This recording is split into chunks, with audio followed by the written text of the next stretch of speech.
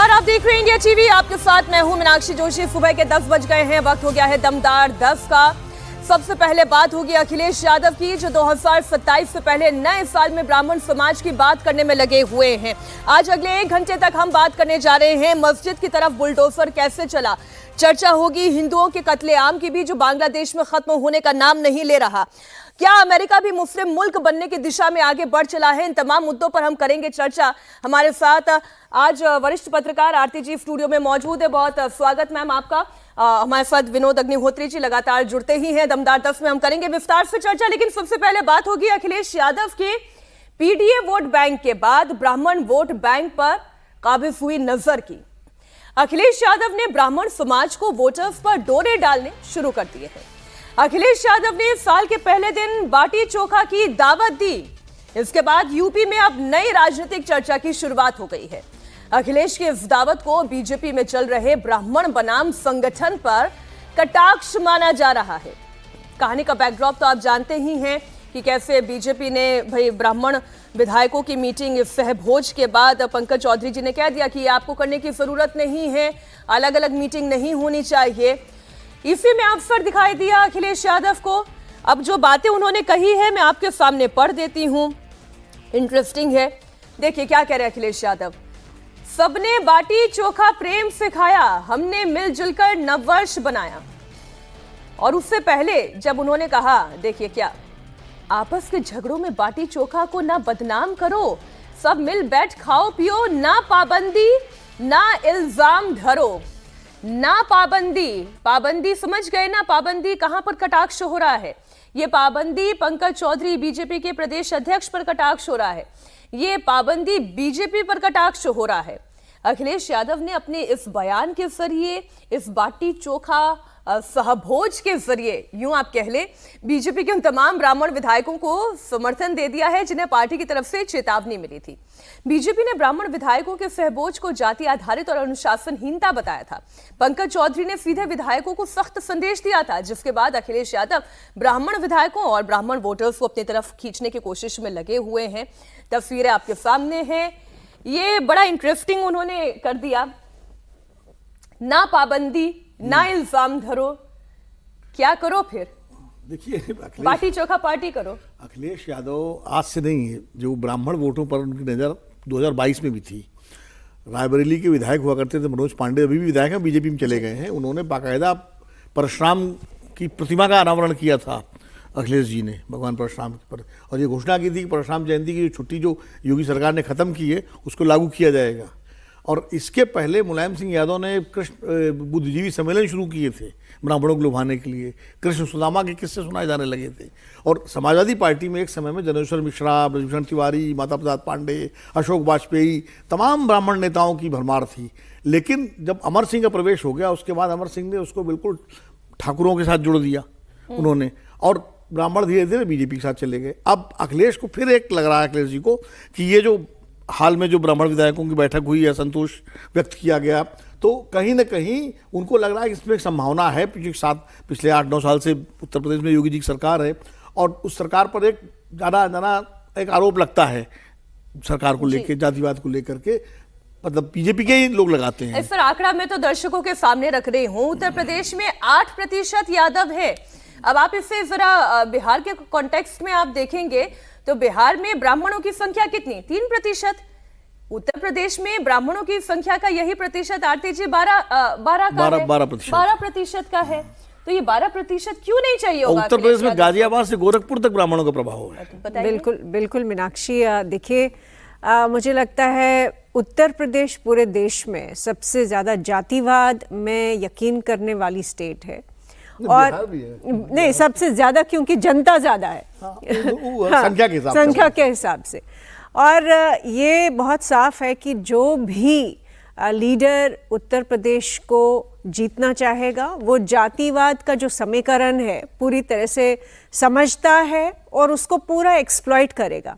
अखिलेश यादव अगर वापस पावर में आना चाहते हैं तो उनको सिर्फ यादव, आपने सही कहा 8% है, उनको बहुत बड़ी संख्या में बाकी सारी जातियां भी साथ चाहिए, क्योंकि बिल्कुल अभी जो बात चल रही थी कि योगी जी की सरकार पे काफ़ी समय से आरोप है कि ठाकरों का ज़्यादा प्रभाव है, उनके पास ज़्यादा पावर है, ब्राह्मण थोड़े नेग्लेक्ट हो गए हैं, उनके साथ डिस्क्रिमिनेशन हो रहा है। ब्राह्मण्स ने कई बार इनफैक्ट बीजेपी के अंदर ही काफ़ी सारे मुद्दे खड़े हुए, विरोध हुआ और आपस में हर बार उनके झगड़े होते हैं और फिर सेंट्रल लीडरशिप जाके वो मसले सुलझाती है और कई बार उल्टा ही होता है। लेकिन ये साफ है कि अखिलेश यादव सिर्फ इलेक्शंस के लिए नहीं कर रहे, वो मुझे लगता है बेस बना रहे हैं कि पूरा जो सोशल इंजीनियरिंग उत्तर प्रदेश में नेक्स्ट असेंबली इलेक्शंस के होने हैं उसकी बेस अभी से बना रहे हैं। और ये लग रहा है वो कितनी भी सोशल इंजीनियरिंग बनाए, योगी आदित्यनाथ की सिर्फ एक ये जो एंटी बाहुबली स्टैंड है, ये उनका बुलडोजर वाला राज है, ये माफियाओं के खिलाफ उनका जो प्रहार है, वो सारी सोशल इंजीनियरिंग जो है वहीं धरी की धरी रह जाती है जब योगी आदित्यनाथ का लॉ एंड ऑर्डर सुर्खियों में आता है। अब खबर योगी आदित्यनाथ से ही जुड़ी हुई है। एक रिटायर्ड फौजी की बेटी की फरियाद सुनी उन्होंने और फौरन एक्शन लेते हुए 24 घंटे के अंदर उनका मकान दिलवा दिया। लखनऊ के इंदिरा नगर की कहानी है, जहां मकान पर चंदौली के रहने वाले दबंग बलवंत यादव ने कब्जा कर लिया था। बुधवार को रिटायर्ड मेजर की बेटी अंजना ने सीएम योगी से मिलकर गुहार लगाई थी। वो तस्वीर भी हमने आपको दिखाई थी। वो परेशान थी, कह रही थी कि हमारे मकान पर दबंगों ने कब्जा कर लिया है। सीएम साहब ने फौरन एक्शन लिया और उसके बाद कल यानी बृहस्पतिवार को अंजना को उनका मकान मिल गया। उनके मकान पर बलवंत यादव ने फर्जी कागजों के सहारे कब्जा किया था और उस पर अपनी नेम प्लेट लगा दी थी। अब आप चाहे कितनी सोशल इंजीनियरिंग करें, आप ब्राह्मणों को अपने साथ कर ले, आप पीडीए को अपने साथ कर ले, आप कोशिश ये कर ले यादव मेरे साथ है ही, उसमें और क्या क्या एडिशन कर ले, लेकिन जब जनता थैंक यू योगी जी कह दे तो इससे ज्यादा बड़ा इंपैक्ट, जाति से ज्यादा मुझे लगता है कि ये तो जनता का इंपैक्ट है। नहीं, निश्चित रूप से योगी जी की सरकार में कानून व्यवस्था को लेकर के एक माहौल बना है, इसमें कोई दो राय नहीं है। लेकिन उसमें भी अगर आप बारीकी में जाए ना, तो चलिए लखनऊ की घटना थी, बहुत अच्छा एक्शन लिया, प्रॉम्प्ट किया उत्तर प्रदेश पुलिस सरकार ने, योगी जी ने डायरेक्ट। लेकिन कितने लोग योगी जी तक पहुंच हो पाती है, कितने लोग जो है डीएम से नहीं मिल पाते आज भी। स्थितियाँ ये, जब आप नीचे देहात के लेवल पर, गांव के लेवल पर, दूर दराज इलाकों में जाएंगे तो स्थिति बिल्कुल अलग है। वहाँ आज भी दबंगई चल रही है और सिर्फ किसी एक जाति की नहीं है। जिसके पास बाहुबल है वो किसी जाति का हो, किसी वर्ग का हो, आज भी उनकी चल रही है। तो सिलेक्टिव कुछ जो इंस्टीट्यूशनल अपराध था, जैसे अतीक अहमद पर कार्रवाई हुई, मुख्तार अंसारी की गैंग पर कार्रवाई हुई, इस तरह के तो निश्चित रूप से उस पर कोशिश हुई है। लेकिन उसमें बहुत सारे ऐसे उदाहरण भी हैं कि जहाँ बहुत सारे बाहुबली फ्री घूम रहे हैं। अभी कफ सिरप वाले मामले में एक बाहुबली पूर्व सांसद का नाम आ रहा है, खूब जम करके आ रहा है, उस पर कोई कार्रवाई नहीं हो रही है। तो दोनों तरह के उदाहरण है उत्तर प्रदेश में। ये तो घटना बहुत अच्छी है, इसके लिए योगी जी को बिल्कुल निश्चित रूप से साधुवाद दिया जाना चाहिए, बधाई दी जानी चाहिए। एक एक्सटेंशन में और बता दूं, मकान जो है रिटायर्ड मेजर बिपिन चंद्र भट्ट का है और मेजर का निधन 1994 में हो गया था। मेजर भट्ट के एक बेटी और 2 बेटियां थी। उनके बेटे और एक बेटी का भी निधन हो चुका है और जो सबसे छोटी बेटी है अंजना, उन्हें बीमारी हुई। उनकी तबीयत खराब होने पर अंजना को 2016 में रिहैब सेंटर ले जाया गया।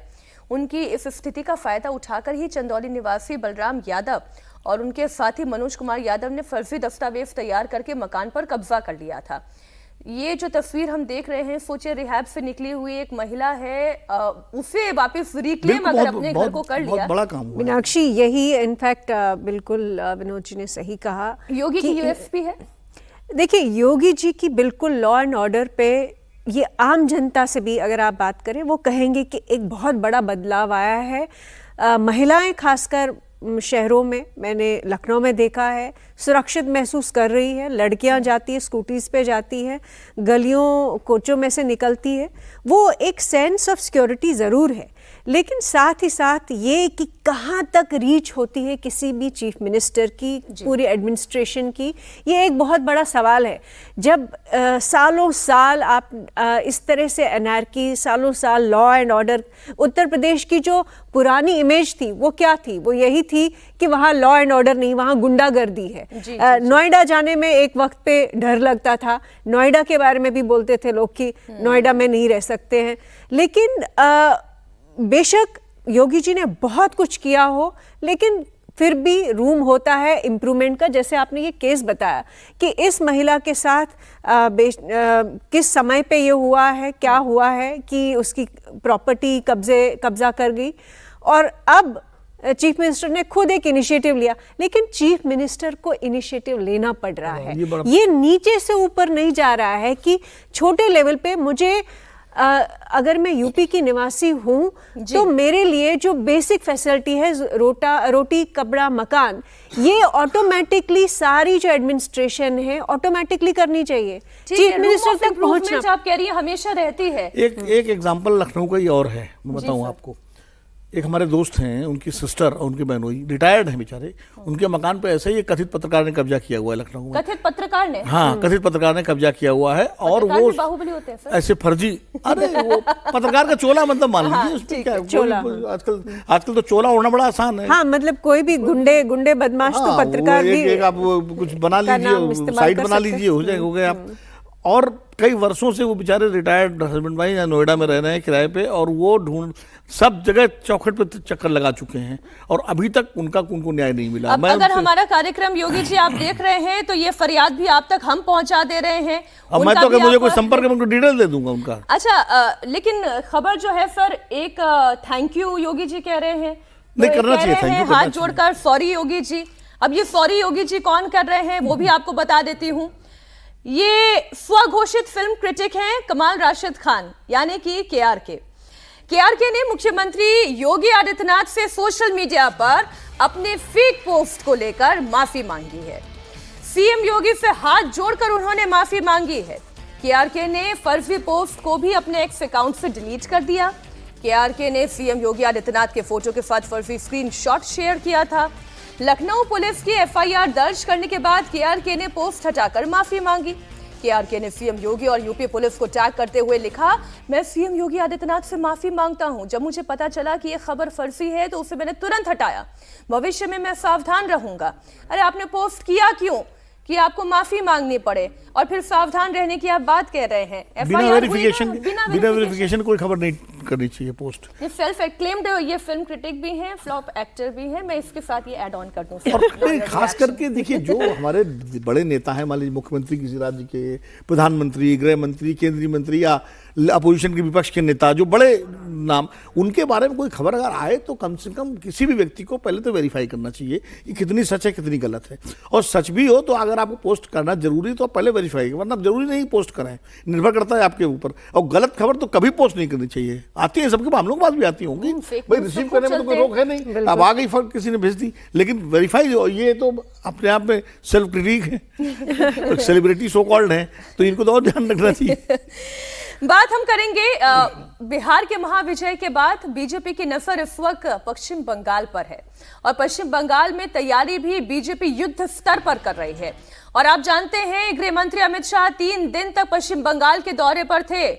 अमित शाह ने मंत्र दिया है, मंत्र यह है कि आपस की लड़ाइयों को जरा साइड में हटाइए और नए टास्क पर जुट जाइए। लगातार मीटिंग करिए, ग्राउंड लेवल पर जाइए, कार्यकर्ताओं से मुलाकात कीजिए, बूथ लेवल पर चर्चा कीजिए। अमित शाह ने अपनी पार्टी के नेताओं से घुसपैठ और टीएमसी सरकार में करप्शन के मुद्दे को उठाने की बात की। अमित शाह ने पिछले कई महीने से अलग थलग चल रहे बंगाल बीजेपी के पूर्व अध्यक्ष दिलीप घोष के साथ भी मीटिंग की। सर, इंटरेस्टिंग पॉइंट ये है, दिलीप घोष के साथ मीटिंग हुई और मीटिंग 8 मिनट तक चली। आप यूं कह सकते हैं 8 मिनट तो बहुत छोटा टाइम होता है, लेकिन उस छोटे से टाइम में जो बड़ी बड़ी बातें हुई वो इंपॉर्टेंट है। मसलन मैं जरा एक रिपोर्ट का हवाला आपको दे दूं। आज इंडियन एक्सप्रेस में मैं जब पढ़ रही थी आर्टिकल, तो सर इसकी जो अंतिम लाइन है, जिसमें जब पत्रकार ने दिलीप घोष से पूछा कि आपको क्या बताया गया है, अमित शाह ने क्या आपको एजेंडा दिया है, तो दिलीप घोष ये कह रहे हैं, ही सेड, यानी कि अमित शाह ने कहा उनसे, I was instructed by Amit Shah to get down to election preparations. Some weapons are used at special times. कुछ हथियार कुछ खास समय पर ही इस्तेमाल किए जाते हैं। दिलीप घोष वो खास हथियार है? नहीं, दिलीप घोष पुराने पूर्व अध्यक्ष रहे हैं। पूरा 2022 का पूरा 21 का चुनाव दिलीप घोष की लीडरशिप थी उस समय, संगठन में लड़ा गया था, बड़े मुखर रहे हैं ममता बनर्जी को लेके। लेकिन बीच में जिस तरह वो अलग थलग किया गया पार्टी से, और वो आप याद होगा जगन्नाथ मंदिर के उद्घाटन में भी चले गए थे, जिसको लेकर के बीजेपी बड़ी असहज हुई थी, और ऐसा लग रहा था कि बीजेपी वो चर्चा चली कि तृणमूल कांग्रेस में शामिल हो जाए। उनकी तरह, बाबुल सुप्रियो की तरह। तो लेकिन दिलीप घोष चूंकि पुराने भाजपा के नेता हैं तो वो इसलिए वो गए नहीं उधर। और अब उनका महत्व मालूम है अमित शाह जी को कि एक तो और एंगल देखिए आप, दिलीप घोष भी कायस्थ हैं, नितिन तमीम भी कायस्थ हैं, और ये कहा जा रहा है कि कायस्थों का एक बड़ा वोट बैंक पश्चिम बंगाल में है, प्रभावशाली है, भद्रलोक में है। तो भाजपा को कहीं लगता है कि दिलीप घोष की उपेक्षा जो है वो भारी न पड़ जाए, क्योंकि बंगाल के कायस्थ हैं, वो बंगाली कायस्थ हैं। बिल्कुल ठीक बात तो है। इसलिए उनको भी संभाल के रखना है। और कायस्थों का वोट भाजपा को, भाई सुभाष चंद्र बोस के जो ग्रैंडसन उनके जो थे वो भी तो बीजेपी में शामिल हुए थे। फिर मन मुटाव की तो खबरें पश्चिम बंगाल से आती रही है। अमित शाह ने बंगाल में जब पार्टी नेताओं को चुनाव से पहले मन मुटाव दूर करने का क्लियर मैसेज दिया, अमित शाह से मुलाकात के बाद दिलीप घोष एकदम से एक्टिव भी हुए हैं। साथ ही उन्होंने विधानसभा चुनाव लड़ने की इच्छा भी जाहिर की है। आप सुने क्या कहा दिलीप घोष ने। तो आज ये चुनाव आ रहा है, इसलिए सारे पुराने नए कार्यकर्ताओं को साथ लेकर लड़ने के लिए हम लोग तैयारी कर रहे हैं। और इसलिए मुझे भी इस चुनाव के इसमें कार्यक्रम में भाग लेने के लिए पूरा पार्टी के बताया गया। माननीय वरिष्ठ नेता माननीय गृह मंत्री जी जिनके नेतृत्व में बंगाल इतना आगे बढ़ा है, हम भी उनके नेतृत्व में काम किया है, तो खुद आकर के यहाँ सबको निर्देशित किया है कि किसको लगना है, क्या करना है। तो इसलिए मुझे भी बुलाया गया इसी काम में लगने के लिए। मैं तैयार हूँ। अच्छा, दिलीप घोष की जब हम बात करते हैं तो दर्शक भी ये जानते हैं कि दिलीप घोष कोई मामूली राजनेता नहीं है, वो कोई मामूली पार्टी के नेता नहीं है। वो ऐसे नेता हैं आरती जी जिनके रहते हुए 18 सांसदों वाली पार्टी बनी है बीजेपी। बिल्कुल। और जब ये चर्चा चल रही थी, ये तो हमें इनसाइड न्यूज मिली है कि जब अमित शाह से भी उनकी चर्चा चल रही थी तो उन्होंने कहा है अमित शाह से कि पब्लिक चार्ज है लेकिन यहाँ पार्टी चार्ज नहीं है। बिल्कुल, प्रॉब्लम पब्लिक में नहीं है, प्रॉब्लम पार्टी में है, कहीं दिखाई दे रही है। देखिए मीनाक्षी, मुझे लगता है पिछले चुनाव में ही साफ हो गया था कि बीजेपी के अंदर काफ़ी जो लड़ाइयाँ हो रही थी, जो इंटर राइवलरी थी काफ़ी सारे लोगों में, सेंटर स्टेट में और स्टेट के अंदर भी भीतर जो लड़ाइयाँ हो रही थी, और दिलीप घोष जी का मुझे लगता है कि जो संकेत है वो बिल्कुल सही है। उस वक्त मुझे याद है कि लहर सी लग रही थी बंगाल में कि लोग अब तैयार थे एक ट्रांसफॉर्मेशन के लिए, एक चेंज के लिए, और बड़ी तादाद में बीजेपी को वोट मिला। और वो कैसे नहीं इवेंचुअली वो सरकार नहीं बना पाए वो अलग बात है, लेकिन ये लग रहा था कि अगर टीएमसी को, अगर ममता बनर्जी को कोई वाकई चैलेंज करने वाली कोई ताकत है, पॉलिटिकल फोर्स है जी, तो वो बीजेपी की बन चुकी है बंगाल में। अमित शाह कह रहे हैं कि बैटरी लगाओ, चार्ज करो, चार्ज करो। और अभी उस केवल 3 दिन के इस दौरे का और 8 मिनट की एक मीटिंग का असर ये है, 16 रैलीज इन 24 डेज। ये देखिए ना, हेडलाइन है sir ji. 16 rallies in 24 days, Dilip Ghosh set for BJP campaign. नहीं, दिलीप घोष का महत्व समझ में आया पार्टी को। जी, अभी आप ही ने कहा कि उनके नेतृत्व में 18 सीटें लोकसभा की सुवेंदु जीती, अधिकारी कंफर्टेबल होंगे। और आप देखिए, नहीं 2016 में 3 सीटें थी और 2021 में 77 सीटों तक पहुंची बीजेपी। वोट परसेंटेज आप देखिए कहां से कहां 38% तक पहुंच गया। तो दिलीप घोष को आप अंडरमाइन नहीं कर सकते। सर एक लाइन में आप ये बताइए, सुवेंदु अधिकारी कंफर्टेबल होंगे? यही इश्यूज है। अधिकारी कंफर्टेबल होंगे कि नहीं होंगे, होना पड़ेगा अगर बीजेपी में रहना है, क्योंकि उनके पास और कोई रास्ता नहीं है। वो तृणमूल में वापस जा नहीं सकते। इतना उन्होंने ममता बनर्जी से बैर ले लिया है कि वो दूसरे नेताओं की तरह जैसे मुकुल राय चले गए थे वापस, वो नहीं जा सकते। और इसलिए शुभेंदु अधिकारी को कंफर्टेबल होना पड़ेगा। ये भी एक समस्या है। दिलीप घोष चूंकि ओरिजिनल बीजेपी के हैं, वो किसी दूसरी पार्टी से नहीं आए, और पिछले चुनाव में जो एकदम से भीड़ आ गई थी तृणमूल कांग्रेस से निकल करके और तमाम दूसरे दलों से बीजेपी में, उन्होंने जिस तरह से बीजेपी को पूरा घेर लिया था, छा गए थे, तो उससे जो ओरिजिनल कार्यकर्ता बीजेपी का था, लीडरशिप थी, वो नाराज थी। और खासकर लेफ्ट के लोग, जब लेफ्ट के लोग टीएमसी को भी, क्योंकि आपने चर्चा शुरू की है टीएमसी संदर्भ में ही है। पश्चिम बंगाल में चूंकि चुनावी सरगर्मी बड़ी तेज है और टीएमसी और बीजेपी ने अपने कैंपेन शुरू कर दिए हैं। आज बीजेपी नेता शुभेंदु अधिकारी की मालदा में एक रैली है। कलकत्ता हाईकोर्ट से शुभेंदु को रैली की परमिशन मिल गई है। हाईकोर्ट ने शर्तों के साथ जनसभा के लिए शुभेंदु को ये इजाजत दी है। वहीं आज से टीएमसी नेता अभिषेक बैनर्जी भी चुनावी कैंपेन की शुरुआत करने जा रहे हैं, जिसमें वो टीएमसी सरकार का 14 सालों का पूरा रिपोर्ट कार्ड जनता के सामने रखेंगे। ये जो नई स्टाइल ऑफ टीएमसी क्या अभिषेक बैनर्जी के इस कैंपेन में दिखाई देगी, या जो 14 साल का सिर्फ रिपोर्ट कार्ड है वो दिखाई देगा? क्योंकि हाल के दिनों में जो तेवर अभिषेक बैनर्जी के दिखाई दे वो ऐसा लग रहा है। देखिए, अभिषेक बैनर्जी यूथ को एड्रेस कर रहे हैं। ममता जी जो है उनका जो संबोधन है, या वो जो अट्रैक्ट करते हैं महिलाओं को और एक कॉमन मैन को, जितना जो रीच है उनकी। लेकिन जो नया जो प्रोफेशनल जो वोटर होता है ना, जो नया 18 साल से ऊपर वाला, 20, 22, 24 साल वाला यूथ जो है, उसके लिए अभिषेक बनर्जी को आगे किया गया है कि अभिषेक बनर्जी, अच्छा ममता जी के भतीजे हैं तो जाहिर है वो नंबर 2 के नेता हैं, वो इसलिए उनको आगे करके इस चुनाव में उनको प्रमुखता दी जा रही है। एक तरह से आप ये मानिए कि अगर पश्चिम बंगाल में ट्रांजिशन हो ना हो, लेकिन तृणमूल कांग्रेस में ट्रांजिशन की प्रक्रिया शुरू हो गई है। ट्रांसफॉर्मेशन, बिल्कुल बिल्कुल, लीडरशिप ट्रांसफॉर्मेशन की सक्सेशन प्लान जो है ममता का, मुझे लगता है वो अनफोल्ड हो रहा है। सक्सेशन प्लान जो है ठाकरेस में भी होने की तैयारी तो हो रही है। खबर आपके पास भी आई होगी कि राज ठाकरे के जो बेटे हैं वो भी मुलाकात करने पहुंचे। बात बीएमसी चुनाव से जुड़ी हुई है। 15 जनवरी को होने वाले बीएमसी चुनाव से पहले सियासी सरगर्मी तेज है। राज ठाकरे के बेटे अमित ठाकरे आज पहली बार सेना भवन जाएंगे, जहां उनके उद्धव ठाकरे के बेटे आदित्य ठाकरे से मुलाकात होगी। इसके बाद दोनों शिवसेना, यूबीडी और एमएनएस के उम्मीदवारों की मुलाकात होगी, उनका मार्गदर्शन भी होगा। इससे पहले कल उद्धव ठाकरे और आदित्य ठाकरे राज ठाकरे से उनके निवास शिवतीर्थ पर पहुंचे थे। इस दौरान मैनिफेस्टो से लेकर साझा रैलियों की तैयारी और चुनावी रणनीति पर बातचीत हुई। बीएमसी चुनाव को लेकर उद्धव और राज ठाकरे 5 जनवरी को पहली साझा रैली करने वाले हैं।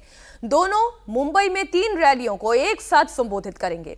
इसके बाद कल्याण डोंबिवली में 2 रैली होंगी और साथ ही वो ठाणे, मीरा भाईंदर और नासिक में भी एक साथ रैलियां करने जा रहे हैं। एक तरफ वहां हम पश्चिम बंगाल की बात कर रहे थे आरती जी कि वहां पर अमित शाह कहकर गए हैं कि भाई पार्टी में चार्ज भरो। यहाँ पर तो ऑलरेडी इतने चार्ज्ड है बीएमसी इलेक्शन को लेकर। बिल्कुल, बीएमसी इलेक्शन विधानसभा जैसा है। नहीं, बीएमसी इलेक्शन बहुत इंपॉर्टेंट है शिवसेना के लिए तो बिल्कुल। देखिए, सारा शिवसेना की कॉन्स्टिट्यूएंसी बीएमसी है और सबसे ज्यादा इम्पोर्टेंट बीएमसी में फाइनेंसेस होते हैं। सारी जो रेवेन्यू जनरेशन है, फाइनेंशियल कंट्रोल है, वो जनरेट ही वहीं से हो रहा है। अगर हम पूरे महाराष्ट्र की बात करें तो मुझे लगता है लोकसभा इलेक्शन, स्टेट इलेक्शन छोड़िए एक तरफ से, बीएमसी इलेक्शन का जो एक तो वर्चस्व है और हर पार्टी के लिए वो इम्पोर्टेंट है। जो भी बीएमसी को कैप्चर करेगा वो मान लीजिए पूरे महाराष्ट्र की इमेजिनेशन को कैप्चर करेगा। अच्छा, लेकिन केवल एक पुणे का वीडियो मैं जरा दर्शकों के सामने रखना चाहती हूँ, और वो वीडियो देखकर ये अंदाजा होगा कि कॉर्पोरेटर बनने की लड़ाई भी कितनी बड़ी है। पुणे में महायुति उम्मीदवार ने अपना नामांकन वापस ले लिया। जरा देखिए ये वीडियो। आयुष्यामध्ये शेतकऱ्यासाठी अनेक आंदोलने केले। माझ्या वयामधल्या सगळ्याच मुली असतील ज्या वयामध्ये नटत फुटत असतात, त्या वयामध्ये मी सगळं बाजूला ठेवलं। सकाळी एकदा आयुष्यामध्ये आरसात पाहिलं की दुसऱ्या दिवशी सर, ये मतलब फडणवीस के ऊपर भी कितना प्रेशर है? निश्चित रूप से फडणवीस के ऊपर बहुत ज़्यादा प्रेशर होगा। भाई चीफ मिनिस्टर वो हैं, और ये सारे जो बीएमसी और नागपुर, पुणे जितने स्थानीय निकायों के चुनाव हैं, उनमें भाजपा महायुति तो की जीत की जिम्मेदारी तो है उनकी, लेकिन उससे ज़्यादा भाजपा की जीत की जिम्मेदारी उनके ऊपर है, फडणवीस के ऊपर। और जो भी नतीजे आएंगे उसका सीधा रिफ्लेक्शन देवेंद्र फडणवीस की सरकार और उनके कामकाज पे पड़ेगा, इसलिए उनके ऊपर बहुत दबाव है। और ऐसे में ये भी है कि वो ये भी देख रहे हैं कि भाई कि टिकट किसको दिया जाए। और देखिए, हर नेता अपने जो वफादार हैं उनको आगे बढ़ाता है। सर, पॉलिटिकल रीअलाइनमेंट का दौर जो है इस वक्त महाराष्ट्र में हम देख रहे हैं, चाहे वो ठाकरे ब्रदर्स का मिलना हो, चाहे पवार चाचा भतीजे का मिलना हो, कहीं तो ऐसी भी जगह है जहां पर विरोधी एक दूसरे के साथ अलायंस में जुटे हुए हैं। लेकिन जो सबसे बड़ी मुश्किल की स्थिति है वो भारत में नहीं, ये तो पॉलिटिकल लड़ाई है, ये लड़ाइयां होती रहती हैं।